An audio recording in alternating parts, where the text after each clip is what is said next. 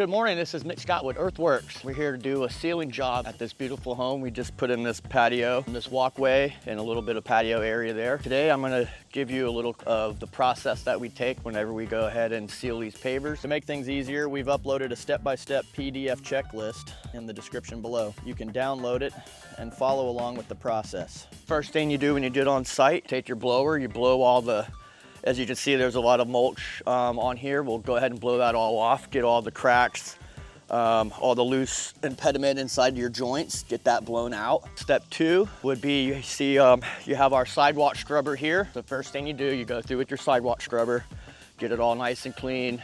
Then you switch to your gun and you wash it all down, wash it all off, and we'll pressure wash all this real good. That does two things. That preps the surface area to accept the sealant, and also that will break up any loose polymeric sand that are in these joints. That'll break that up and get that on out of here. You'll notice after you do your pressure washing, this polymeric sand wasn't in here as good as it should, so you'll see these big gaps right here.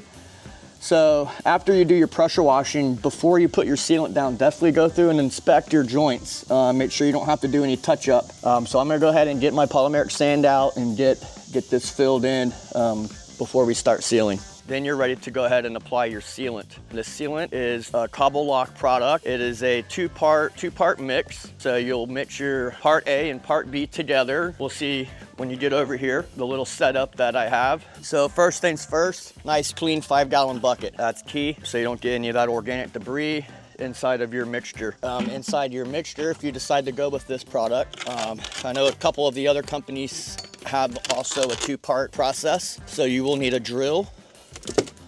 You can mix it by hand if you have like a wooden paint stick, I guess you could, if you didn't have any power tools.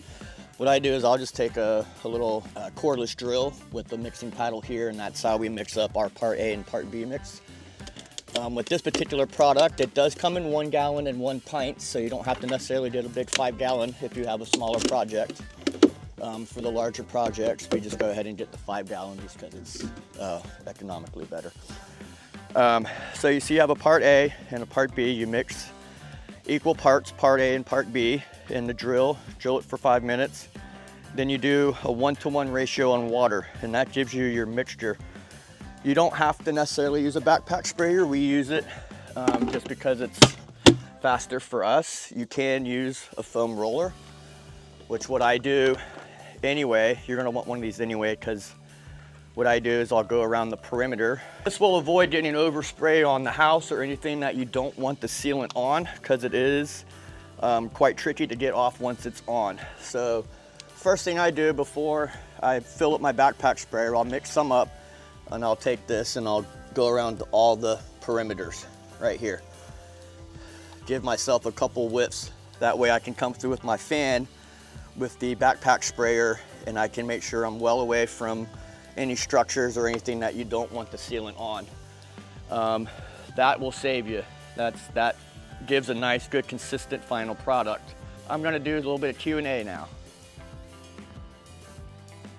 The benefit of sealing the paver is to ensure moisture doesn't get in and fade your color. Also, it helps for scratch resistant. I don't know of any. It depends on the product that you're using. With the Cobble Lock, it's 5 years. The process is quite intricate. It will require a little bit of investment up front as far as getting the materials that you need to do it yourself. It's definitely possible. I would definitely recommend hiring a professional to do it though, for warranty purposes. Depends on the square footage. Something this size, I'll be able to do in a day. And then you'll need 24 hours after it's done before you can walk on it again. Thank you for watching. If you have any questions, please leave a comment below and we'll be happy to help. Don't forget to like, subscribe, and stay tuned for more helpful tips.